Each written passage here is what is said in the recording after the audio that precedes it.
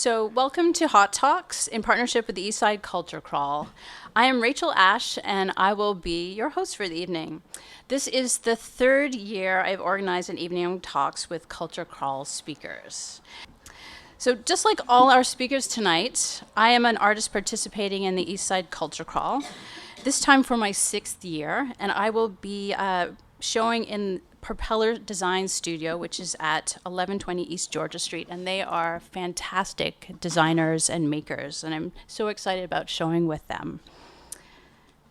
So tonight we'll hear from 8 of the over 500 people showcasing their work in this year's Culture Crawl. They are artists, designers, makers, crafters, photographers, and sculptors. Each person will speak for about 6 minutes, and at the end we'll have a Q&A with everyone together. So, without further ado, I will introduce our first speaker. Tristesse Seeliger is a Vancouver artist working in mixed media using painting and collage. Tristesse's work has been featured in Sad Magazine, Scout Magazine, Vancouver's Awesome, and Inside Vancouver, as well as art blogs, for example, Design is Kinky, and more. She has been an art teacher for 17 years with the Vancouver School Board, is a graduate of Emily Carr University of Art and Design, is a wife to David Crompton, and a mom of twins. This is her 2nd year in the Eastside Culture Crawl. Please welcome Tristesse.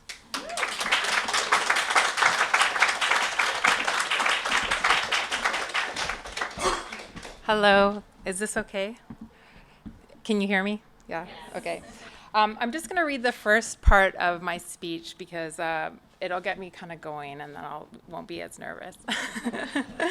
So, my name is Tristesse Seeliger and I'm an artist and a teacher. And this will be the 2nd year that I'll be in the crawl. So, I'm a person who takes extra special delight in geometry and color. Geometry is shape and form is a type of symbolic language.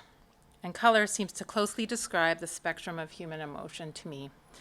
So theoretically, you engage the left and right side of the brain when you work with these 2 building blocks of visual culture. So, just advance my slide. So a number of years ago, I was having a conversation with a really good friend of mine, Natalie Sinclair, who is a mathematician at SFU. And we were discussing how to best teach art and math in the education system. And so after that conversation, I went off and did a bunch of research about math and art. And I looked at Escher and Islamic tilings and how to tile the plane in math, which... And at the same time, friends of mine at Tristesse Design Studio were moving studios and had to get rid of about 2,000 maps that dated back to the 1960s that they received from the Geological Survey of Canada. And so when I looked at these maps, I was immersed in this thinking, and I immediately thought I needed to tile these maps. So this is the first one that I ever did. And so it's all cut up pieces of map, and what I did is I divided it into colors and textures, and putting it together in this familiar Necker cube tessellation pattern accentuates the 3-dimensionality of this illusion. And this is another one I did at that time, which is just long rectangles. So here's another 2 map tessellations that I did, collage tessellations. This one is called a monohedral tile, and you can tessellate it in a number of different ways to create spirals. So I did this one, and you can see that I was playing with color, and then I really wanted to go into just the whites of the maps. And I really took quite a bit of pleasure with just the lines and topological markings that are on maps and how they just sort of haphazardly weave together. And in this one, this is a 2 pattern tessellation that I did where I painted tiles. I painted 4 panels and then left some negative space to bring that color through. So I did a whole bunch of map tessellations where I did more mixed media, And this is a tessellation that was developed by Roger Penrose, who's a mathematician and physicist. And this is a much more difficult pattern. And actually, this isn't his pattern. I did do one that is his pattern, but I'm not showing it tonight. So I've done 46 of these map collages, and some of them are 4 feet by 4 feet, and some of them are 10 inches by 10 inches, but there's 46 of them. So after I wanted to progress with my practice a little bit, and so this is my brother and I working together because my idea was to take these small pieces of paper and make them into panels. And I wanted to work with color theorists or inspired by like Joseph Albers or William Morris, and I wanted to do paintings.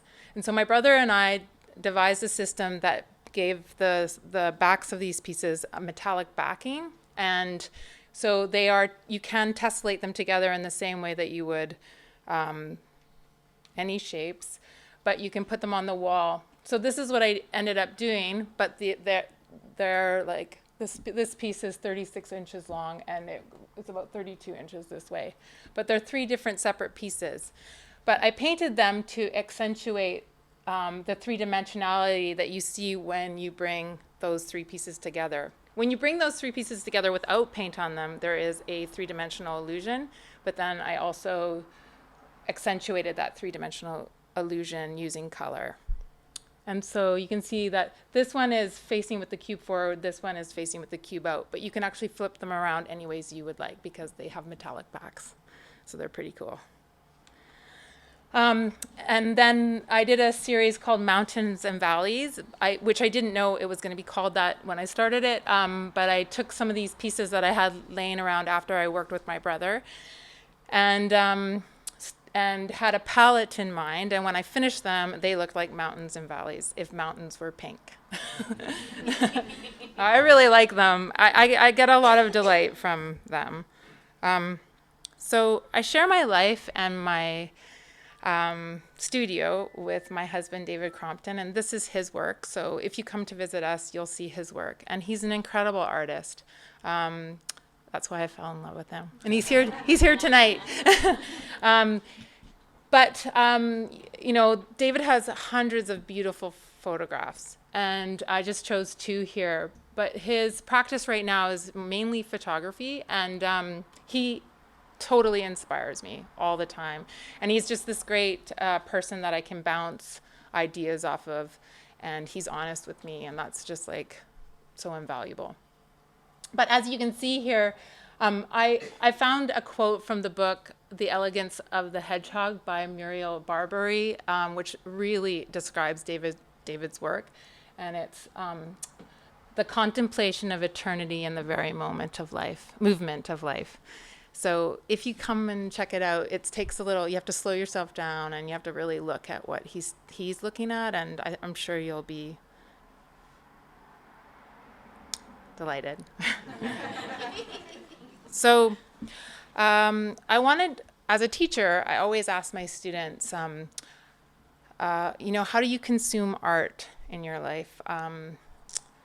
Are you listening to it? Are you watching it? How does it affect you? And I think this is a really, really important question to ask yourself, and to be conscious about what the answer is to it, because art is, I find, a little bit undervalued because we take it for granted, because it's magic, because it's extra. But I think it's just a really good idea. So I'm so proud of you for coming out tonight and listening to the people that are talking. And I think just as you listen to the rest of the speakers, maybe you can try to figure out why they are interested in art. I could go on about this for a long time, but thank you so much.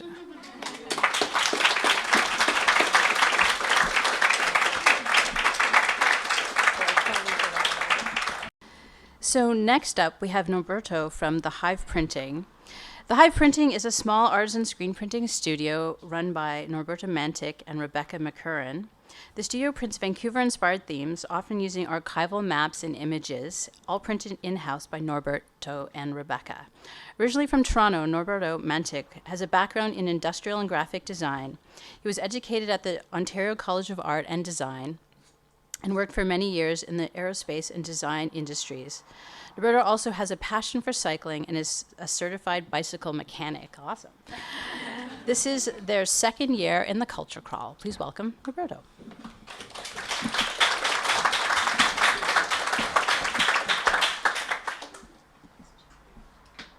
Hi, everyone.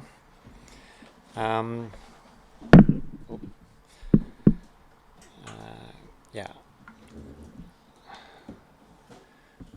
Okay, yeah, so Rebecca and I bought this studio as a way to make a living here in Vancouver. We quickly realized that just printing fun run shirts and we quickly realized printing shirts for industry was not enough for us. Rebecca has 2 degrees in urban planning, and as noted, I have a very odd background. I studied as a graphic designer. I did several years of coding. I did aerospace machining for 9 years, and I worked as a sculptor's assistant. He was an internationally known sculptor, and I think through my experience of being of technical things, and Rebecca's love for how cities grow and evolve, we decided that we should start looking into Vancouver just to learn about it as it's our new city, and to start doing something of our own. And that's how we came up with, printing shirts with old maps on them, and so forth.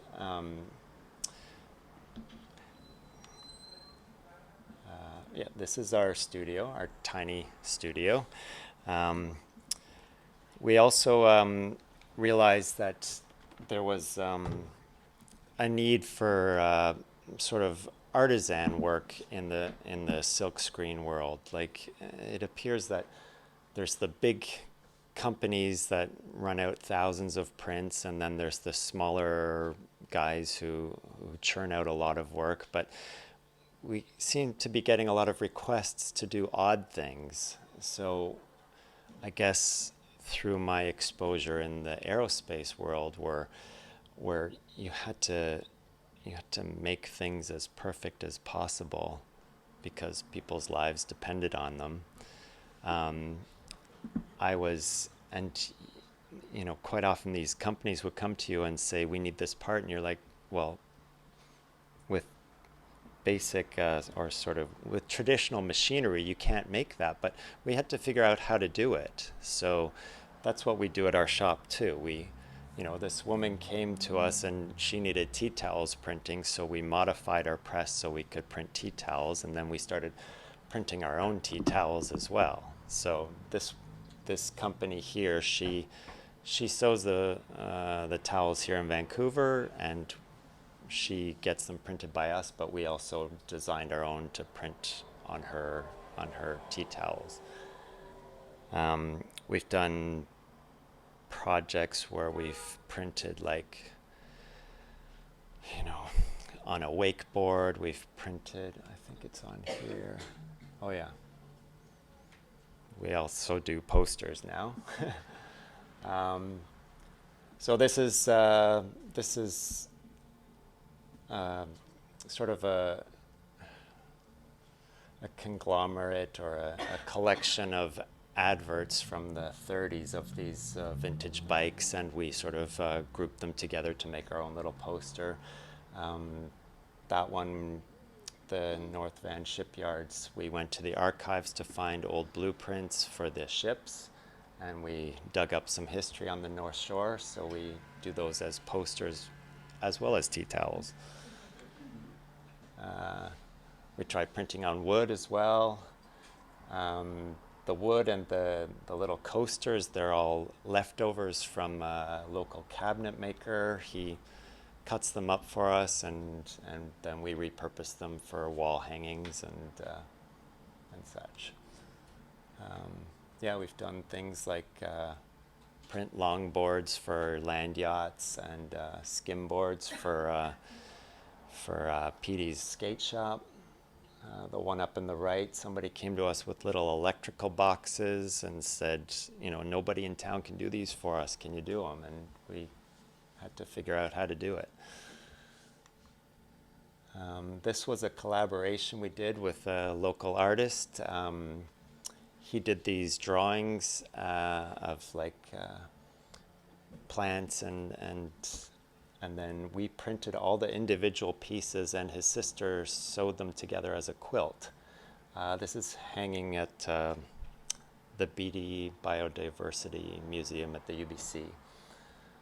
And we've also done a collaboration with Laura Mobes. She was one of the participants in this year's mural festival. She did a mural in an intersection.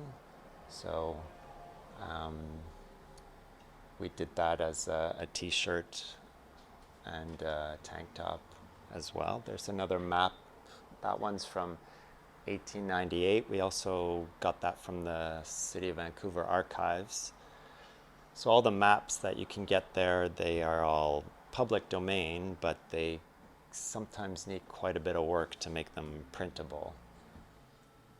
Oh, that's one of the odd frustrations I find about this kind of work coming from a world of metal, where everything is solid and hard, and you know, you can take a little cut and measure it. When you print with silk screen, it's like you're dealing with fabric and liquid inks, and if you do a print and lift up the screen and it didn't work out, well, that's that. There's nothing you can do.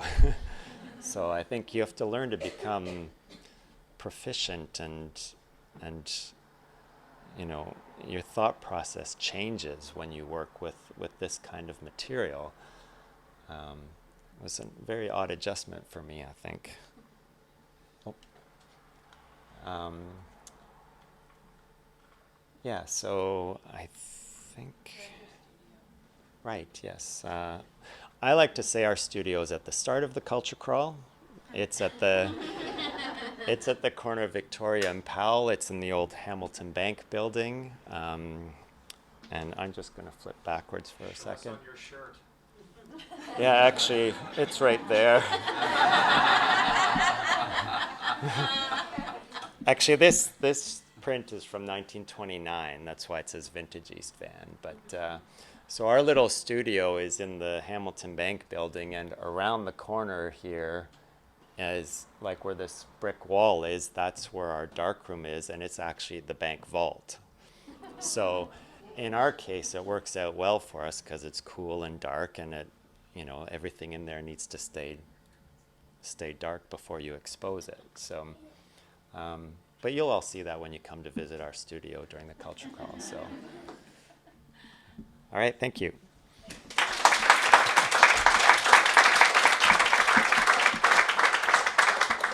So our next speaker is Anyuta Gusakova. She was born in the city of Vladivostok on Russia's Pacific coast. Art emerged as an outlet for her imagination, inspired by nature and multicultural influences. Anyuta studied plants, animals, and abstract forms to understand natural structures and systems, proportions and patterns, to be able to create characters and stories of her own. This is her 7th year in the Culture Crawl. Please welcome Anyuta.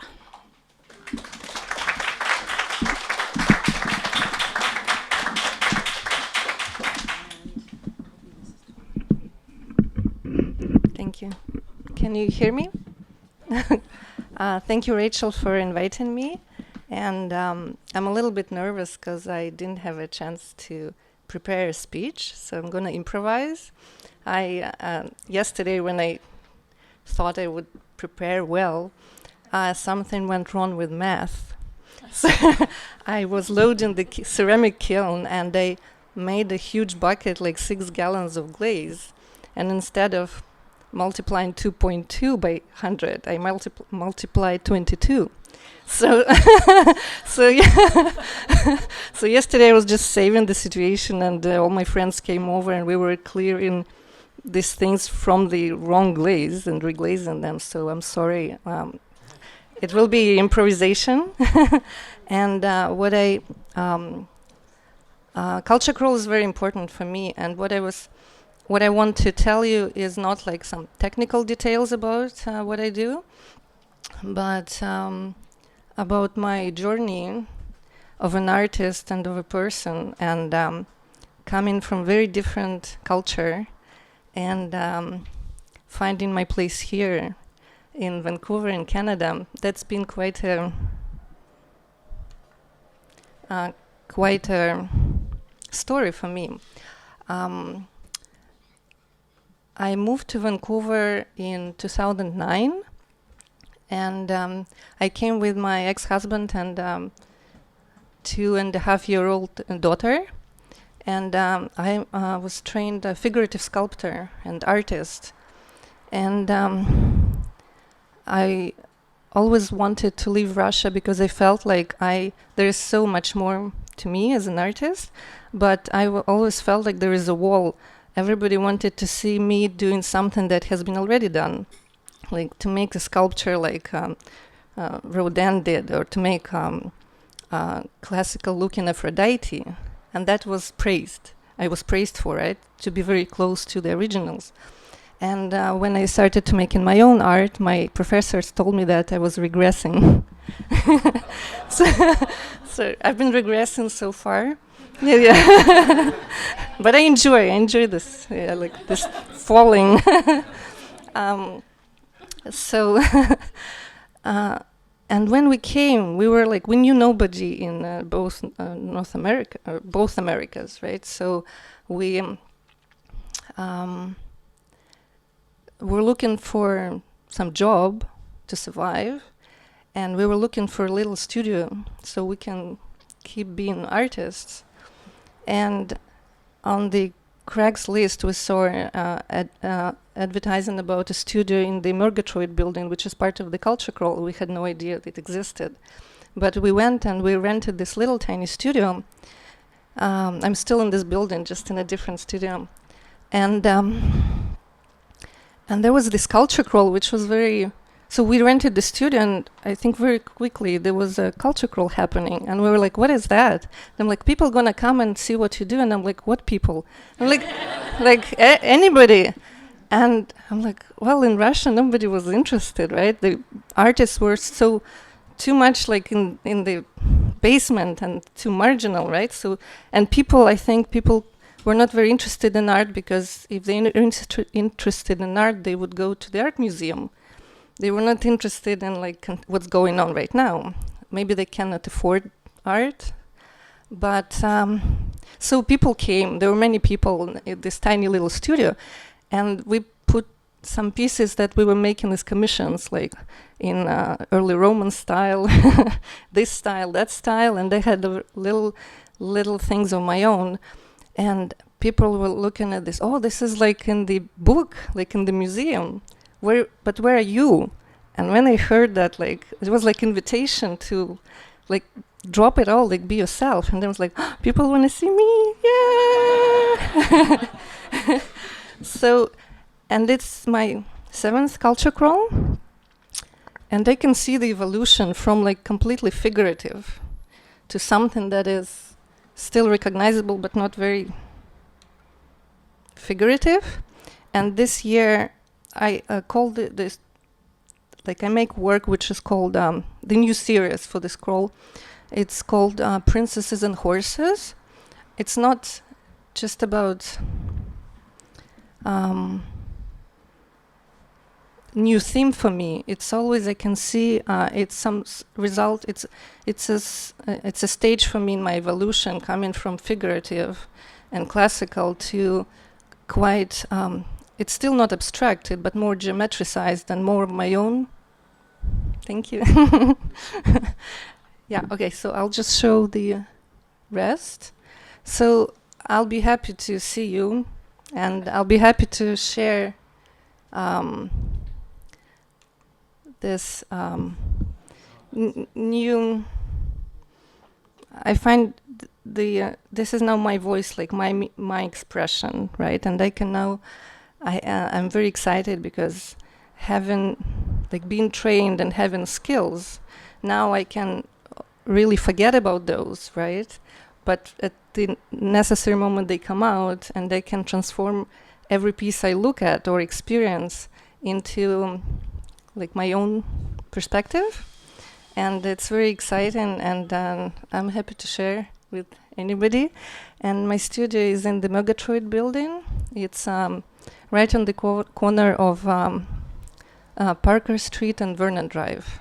So thank you so much. Thank you.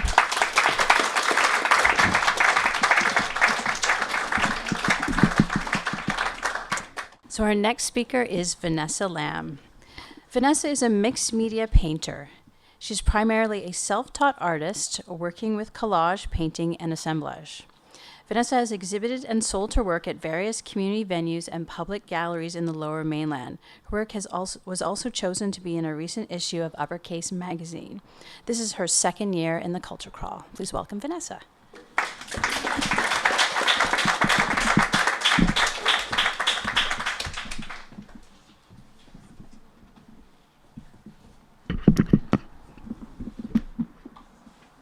Hello, everybody. Can you hear me okay? Great. So thanks for having me. I'm really excited to be here. I'm nervous because I just forgot. But I'm the kind of person who likes to have a lot of options, which is why I'm drawn to mixed media painting. I don't get to just do one thing. I get to combine different materials and methods together. So I get to combine here collage, painting, and photography. It's one of those things that it gives me a lot of freedom because I get to play a lot. And when I first started, I worked part-time in healthcare.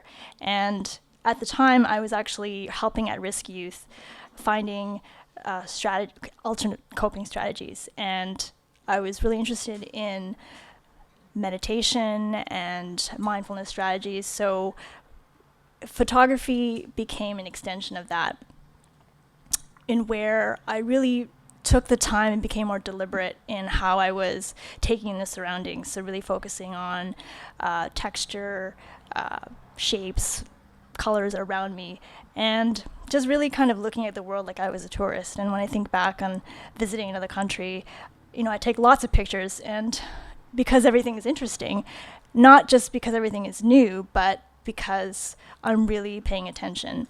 So photography became a really good way for me to practice this deep looking. And so my intent in my work was to really kind of explore our relationship with everyday objects, and by bringing in the everyday into the work. So I'm actually incorporating like pieces of scrap metal, wood, I think there's some cheesecloth in there, and cardboard. So just really playing with materials. I'm very material based and process driven, and it really kind of gives me the opportunity to look at the familiar objects in a different way, because when we see things that are really familiar, we kind of only see them for what they are. So by reusing them and kind of juxtaposing them together, they kind of become new again and in a new context. So being in a new studio last year, that really helped push me to experiment more and try to even juggle even more projects. So I created this pegboard wall, and the wall is my easel. And I use the table and I use the floor, and it kind of helps me have multiple things on the go. And part of it is that if I get stuck, I always have something else to move on to. And in this process, I was able to try different materials and move into more three-dimensional work, this piece here on the left is made from scrap wood, and it was pieces of wood that a woodworking studio had discarded. So I was interested in actually looking at how I could just separate the sculptural element and find ways just to kind of have that standalone. And so did some variations on that, and it moved into a new series on the right, which is based on some house-shaped panels, looking at the theme around home and identity. And the idea I was thinking about was that home is a reflection of ourselves. It's something that we compartmentalize, and it's parts of it we reveal to others, but others remain hidden. And interested in kind of exploring that inner world, especially around the process around thinking, the act of thinking. I kind of think of it as, it's almost like physical exertion when you're thinking so hard. And one author put it as like rearranging mental furniture. And so I played on that idea, and I made these wire sculpture chairs that kind of represents the idea of mental furniture and kind of the dialogue that we have with ourselves and kind of maneuvering these thoughts. So when I get tired of painting, then sculpture, then I move back to painting. And this is a series that I've been working on. It's a little bit more pared down, but I wanted to rely less on photography. Photography was more kind of more process for me. I really enjoyed that, but I wanted to find a way to just focus on painting, the physicality of drawing and painting. And so still interested in layering, but changing the painting surface to from wood to linen and canvas really grabs the paint differently, and so it changes how I'm able to layer. And I'm still interested in stories from ordinary objects, but I use the paint palette as a reference for color and shape. And then I've been interested in working with paper, and this came about because I actually didn't have a lot of time this year to be in the studio. I actually was working longer hours, and so I had to find a way to still make work. And I'd only have about an hour or 2 hours before and after work, so I decided that I would try to work on paper, and it really allowed me a lot more freedom, changing the surface because it was less precious than being on a wood panel, and so I could be looser. And normally I paint on, just do some sketches before I launch into a big painting. And so what I ended up doing was cutting up some old paintings to use for these collages, and mixed in some posters to kind of play with line and shape. So I think in the end, it seems like a lot to be juggling different kinds of work, but for me, I feel that it really informs one another. And having the variety of work really gives me the flexibility to try things that I wouldn't normally consider. Thank you.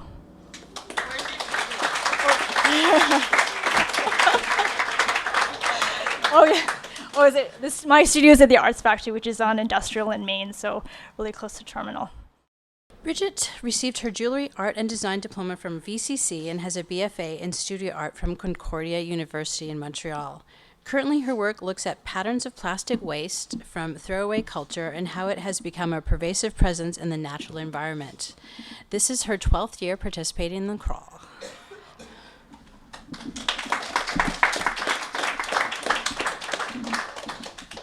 Hello, thank you for having me. Is this okay? Talking here? All right, so let's go. Years ago, my partner and I went out to the Pacific Rim National Park to see what the beaches look like after the winter storms. My research at that time had claimed that there were trillions of microplastics swirling throughout the Earth's oceans. So, if plastic is the most pervasive pollutant in the ocean, then what might we find? So, high up on the tide lines, scattered along like confetti, are plastics which have been adrift in currents, slowly breaking down for years before fragmenting further and reaching our shorelines. You wouldn't notice it if you're just going out to the ocean. If you stay right up by the tide line, that's where you'll see everything. So, starting my show and tell with tide pools, these are two brooches, a front and a back view.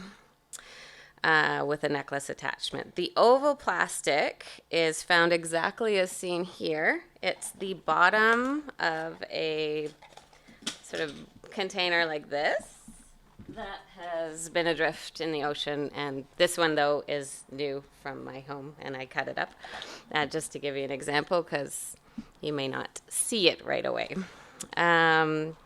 So it's from a shampoo or cleaning product, much like that one. So the tops where the screw is and the bottom of the plastic bottles are the thickest, so therefore they're the longest to break down, which is why you find so many of them, and the rest become small fragments. They are slowly degrading in the UV rays and swirling around in the currents.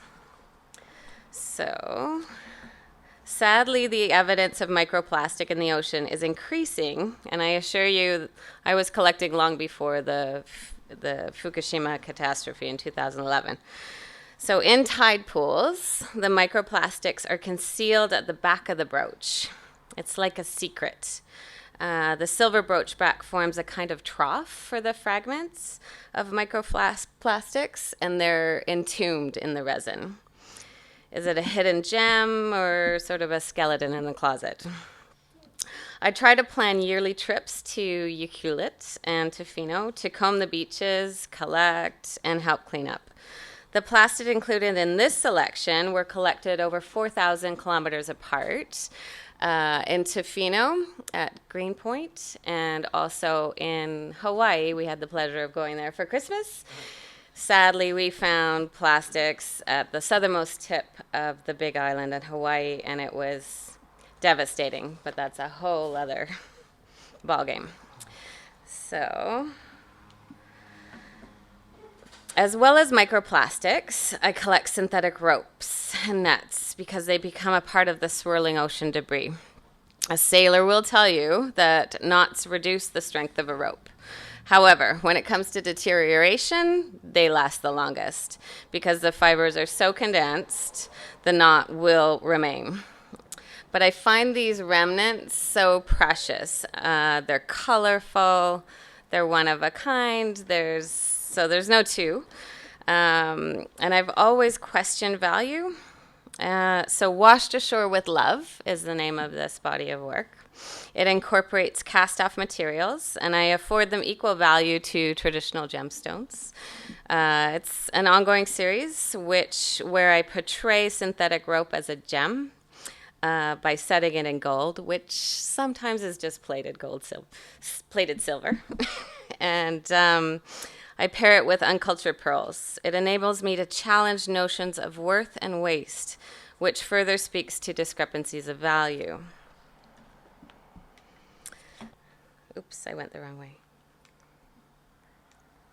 There we go. There's something so conversely beautiful about finding these weathered synthetic materials draped over rocks and sand. Or maybe I just need to see the beauty in it in order to continue my efforts. It's certainly easier to just throw up your hands and say it's pointless, but as the saying goes, if not me, then who? This piece is titled Soft Knot with Spout. It is a continuation of applying a found object technique approach to my work. I came across this beautifully looped rope, as is, practically screaming to become a necklace. I've added a spout with seed pearls and some other pearls, and I love adding the bright fluorescence because that's so nautical to me. Within every piece is a mini design challenge. I'm searching my bins, cleaning and sorting plastics, finding that perfect combination. If they fight me too much, though, I put them away and come back after they've had a timeout, or I've had a timeout. Each of my small series work with repurposed or reclaimed plastic comes under the umbrella entitled Of 1,000 Uses. It's a tongue-in-cheek reference to a material that has as many uses as it has years to degrade. This necklace is titled, Dear, What Did You Do with Nana's Pearls? A testament to the pleasure I take in combining materials considered worthy and worthless, and using humor to explore concerns for the environment and our sense of value.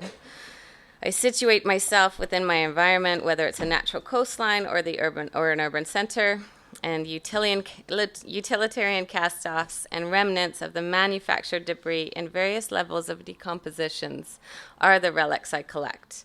I have bins, boxes, a cabinet of curiosities, collecting both organic and synthetic materials. It's an endless source of inspiration to me.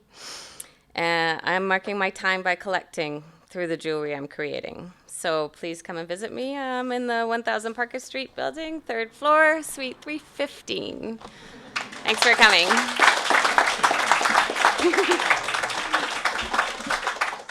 So next up, we have Diane Espiritu of Espiritu Design Studio. As a designer, Diane Espiritu is eager to create functional objects that resonate with her intended audience. She uses the creative process as an opportunity to reflect on previous challenges, imagining new ways to explore and interpret problems. She specializes in soft product design, ceramic architectural design, and ceramic functional wear inspired by the West Coast beauty that surrounds us daily. This is her 4th year on the Culture Crawl. Please welcome Diane.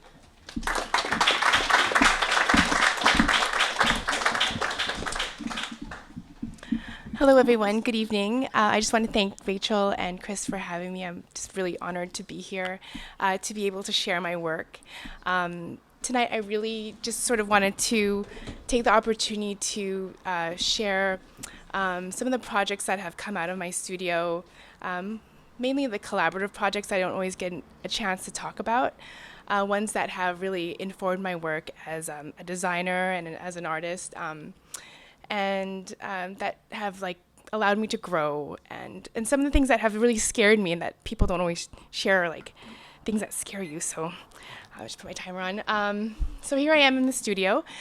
We're located at the Chinatown Mall at the corner of East Georgia and Gore. Yeah, it's like our 4th year on the crawl. I took a break to have my daughter, and so now she's almost 3 years old, and she's really eager to come in and like help me, and so far like she's been really good at helping me keep my limited edition like work, like production, really limited, because like it's very endearing when I'm upstairs working and then I hear this crash of porcelain on the concrete, and she's like, "Oops, mommy, I broke it," and it's like, it's all good, it's fine.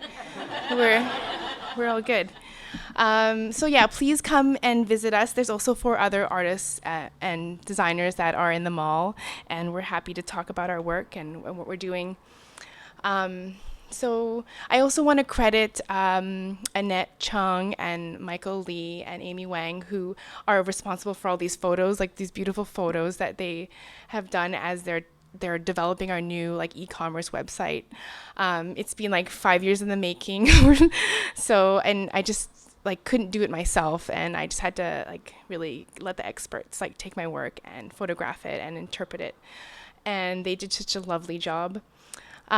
So this project, I collaborated with a very lovely woman named Carmel Lorino. She found me on Instagram. So Instagram like really works. So you guys have to add me.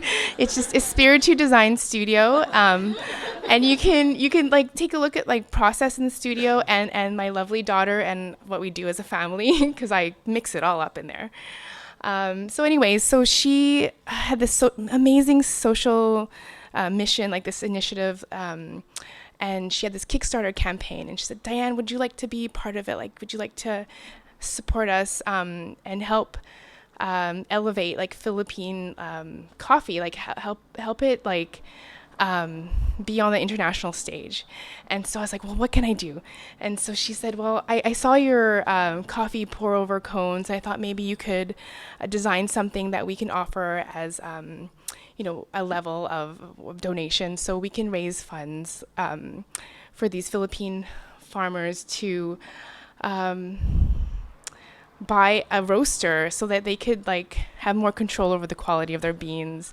And I thought, well, what a great opportunity, like to just help, like if I could just play a small role in this, like I would be so honored. And so I took that project on, And I mean, I'm happy with the form, but more so with just like being able to support them, and like it's part of my heritage. And I don't think she even knew that, but it's just a great happenstance that happened. And I was open, and they really embraced me as part of their Calzada family. Another collaborative project that I'm really proud of is something I did with Jeff Liu, who is a very talented industrial designer. He works mainly in wood, and he does a lot of 3D printing. He designs shoes. He does everything. So we came together, and we're part of this collective called the Vancouver Design Bureau. And so we sort of formed it after we graduated from school, just to keep that camaraderie and that passion, because a lot of us were working in the design field, but we didn't really get to like take an idea from conception and like develop it and actually put it out there. And so this collective allows us to do that. Like we pick themes, and we approach like retailers, or we approached like the Chinatown, the gardens. I went to Dr. Sanyasin Gardens, and we asked them if we could do an installation in their garden. We designed birdhouses together. But the reason why I wanted to show this slide was because Jeff really, like he never worked with clay before, but he really pushed me to sort of go outside of my comfort level. And like if you work with clay, you know, like you can't, like it's hard to be really precise because you're sort of giving it up to the kiln gods, and it's under such like heat and pressure. And so we managed to come up with this elegant form, and I'm really proud of it. So I wanted to share that. I should also say, like, some of my work is in the BC Gallery of Ceramics. I don't know if you've ever been there on Granville Island. I sell these gem vases, and the reason why I put this, not a collaborative project, but it's something that I actually was just an experiment of like how light would sort of bounce off of a faceted form or surface. And so they just started, like, they were just gem vases, and they became gem vases, and I started to like glaze them and like keep the drip, and then I started to luster the drip. And so anyways, these forms have evolved in like the last 5 years, and so I thought like that was a nice learning sort of experiment, that you know if there's something you like and you want to continue on, like it can grow if you give it that attention. My timer's going to go off soon. This is my final slide. It's a plate that I designed. I'm just going to shut this off. In collaboration with Debbie Chung, also through the Vancouver Design Bureau, where we actually got it at the Dinner by Design. We got a tablescape, and so we worked on the tableware together. And so I wanted to. Our theme was like the landscape. And so we wanted to come up with these like glaciers that you could like can you eat off them? Like, I don't know, can you? But I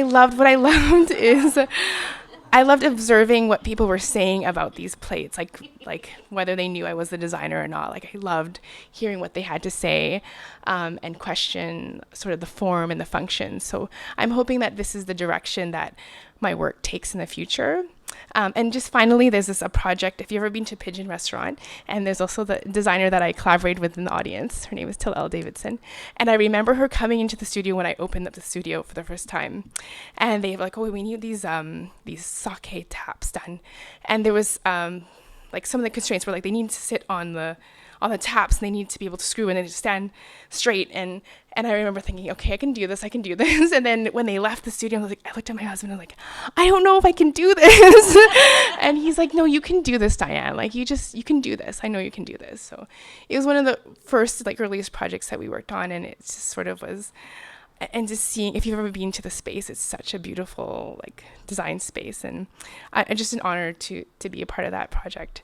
So that's all. Thank you, and please come and visit us at the Chinatown Mall.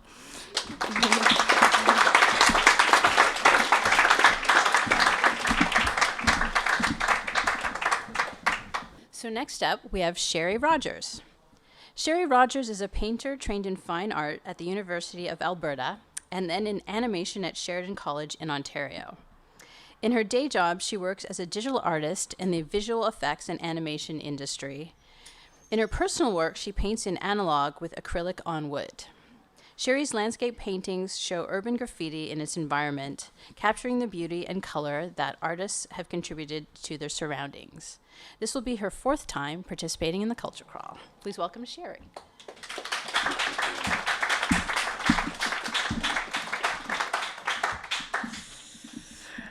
I talk in front of people all the time, but talking about my own art, my heart is just like boom, boom, boom. I hope you can't hear it in the microphone. Yeah. So I'm Sherri Rogers, and I'm a painter in William Clark Studios. It's on the corner of William and Clark. Very catchy. By day, I work as a texture artist for visual effects in film, which means I create 3D backgrounds to replace green screens in movies. I mostly paint digital buildings, so I spend a lot of time looking at bricks, concrete, and dirt. So naturally, in my free time, I would spend more time painting bricks, concrete, and dirt. Who needs variety? Mostly I paint urban landscapes, focusing on other people's street art in the city. I make art about other artists. This rooftop was a mural in Kensington Market. It's called Kensington Market Soul, and it was commissioned by the City of Toronto. And you can see the passage of time by the way that other artists have embellished that mural with their own graffiti. And it asks questions about, what is sanctioned art and what is illegal graffiti, and who owns the public space. And in this case, I own it. I saw this, it's my experience, and I'm able to share that experience by painting it and showing it to you. When I look at urban landscape paintings, I think about where that artist had to go in order to see those scenes. And in my case, following street art has led me down many back alleys and to cracks and corners of cities all over Canada. In this case, while painting this piece, it occurred to me that in the same way that artists have claimed their place in the public space by painting on this wall, my being there, a woman alone in the city and seeing this art in a back alley, is claiming my part in the public space. I think about famous landscape artists like Edward Hopper painting night scenes, and I think there is a male artist who's exploring the city after dark. And when I look at this painting, it takes me back to the moment, that I saw this mural. I was walking down College Street in Toronto, and it was dark, but it wasn't late, and I felt afraid. But I am a woman without a curfew, and I have the right to be out at night. I am a female artist exploring the city after dark, and this is what I saw.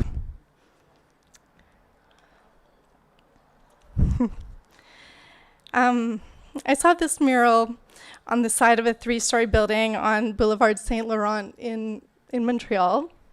Oh, I'm so nervous. Of all the street art that I saw there, this one had the most handmade and heartfelt feeling to it. And it commemorates the murdered and missing Indigenous women of Canada. And while I painted this, I began to wonder if maybe there was a reason why I felt such a right to my public space. There's many Indigenous women in Canada that don't have that kind of freedom. And with this mural, these women have a place in the city. Ultimately, I'm just trying to capture a moment And this is a time capsule about what artists are thinking about right now. And this is a moment, this is our culture, and this is my art. Sorry.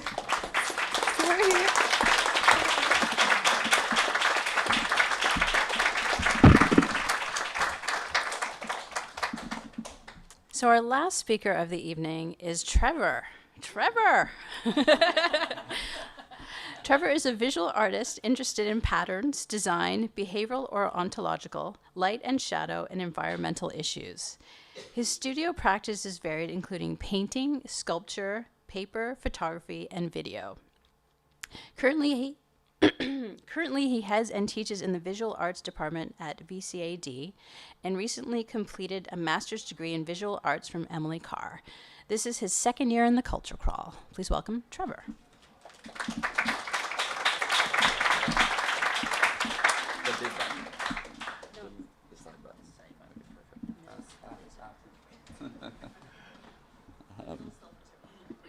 The middle's a laser pointer, so don't use that one. So don't use the laser pointer.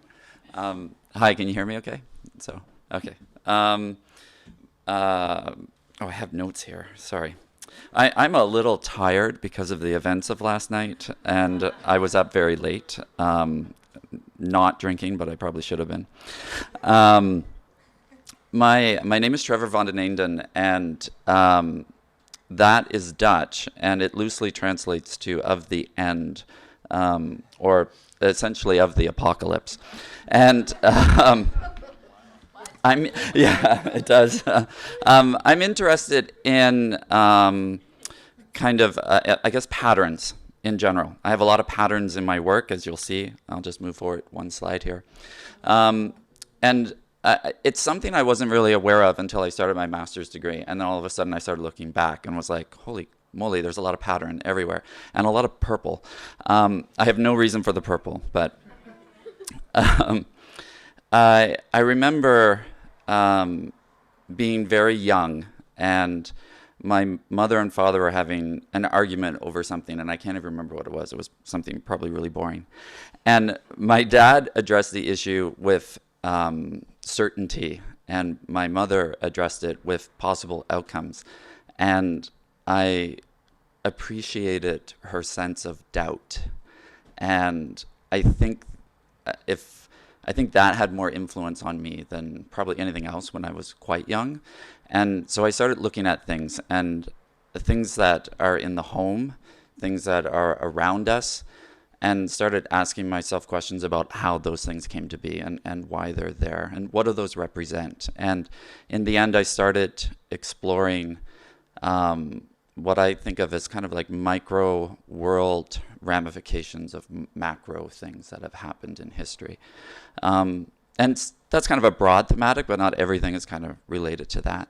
These are this is from a series of acrylic paintings of empty ships, and it was part of my master's application, and it was my first time really interested in pattern as ecological and expression. And I was thinking of Fukushima and the God, I'm not going to pronounce it right, the earthquake in Japan. And it really struck me the paranoia around the nuclear radiation. And I thought that was bizarre because it seemed kind of callous, and it also seemed kind of ridiculous when you consider just how much radiation is in everything on you right now, everywhere. We're screwed. They asked me to finish this talk, which is not my fault. This is a series of little paper cubes, and I'm a designer, and I'm interested in design. And what started me on this journey was a designer on Etsy, a couple, a duo, called Two of Two, and they make these little houses that look like the architecture, like the wood beams that frame the house. And I was looking at wallpaper at the same time, and I was trying to figure out how do I speak about the home and wallpaper. And in the end, I ended up with these little cubes, which to me is a literal way of bringing things home, like wallpaper reference, into the house. And it's also a representation of putting nature in a box, and kind of an ideological box and a literal box. And patterns are boxes in a way as well. It's a reduction of the natural world, and it's a reduction of our experience. And experience was really important to me. So for these pieces, I didn't light them, and I invited people to come into the space and interact with them and light them with their own technology or whatever it was that they had with them. So this is a user. It's a bit dark, but that's a user, an audience member using their cell phone to illuminate the shadows. It's an interesting experience with these as well, because in modern cell phone technology, your cameras and your flashlights are right beside each other. So the only way you can photograph or document your experience with these cubes is to have someone else light it while you photograph it, because the shadows are completely hidden behind the object from your perspective through the camera. So from there, I started doing more research into pattern and other kind of strange things. This is what's called an infinity cube. It's two-way mirrors all facing each other. And so it creates a pattern that repeats into infinite space. And they're kind of trippy to kind of look at and be around, because it's like a TARDIS, if you get that reference. It's bigger on the inside than it is on the outside.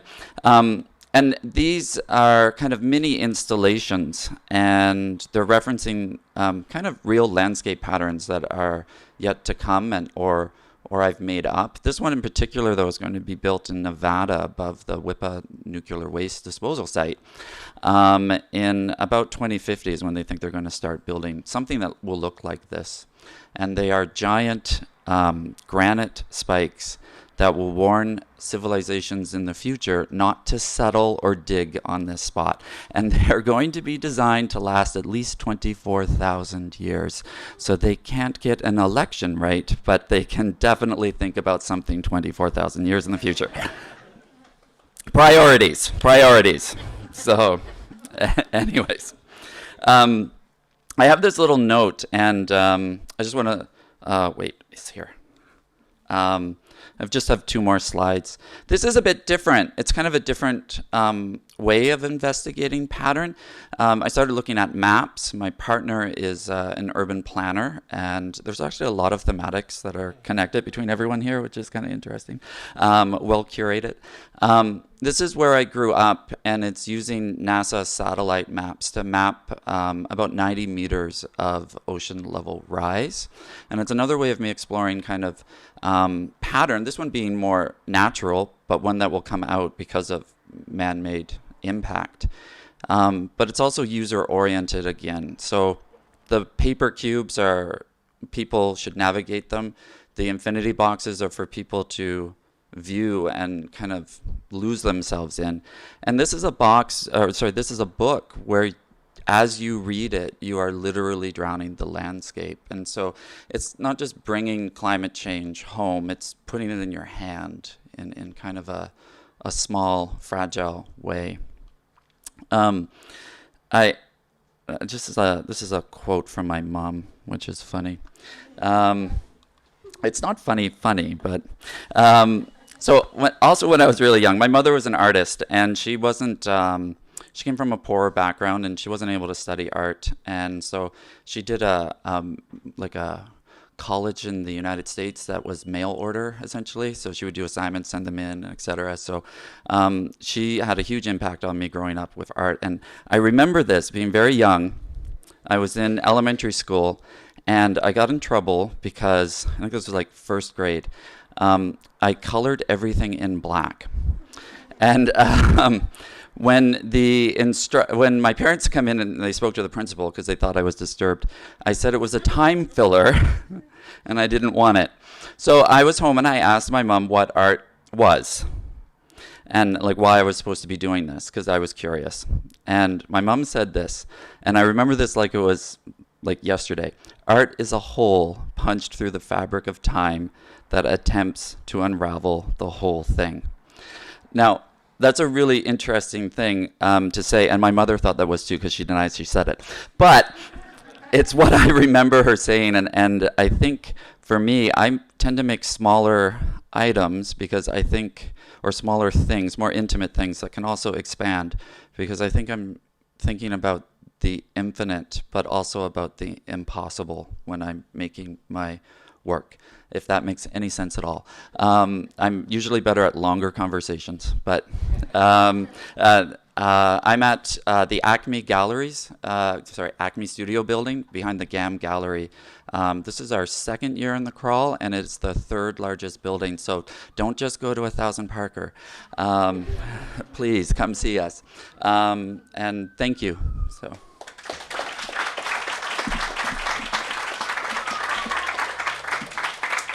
Thank you, Trevor. Thank you for not ending with an apocalypse.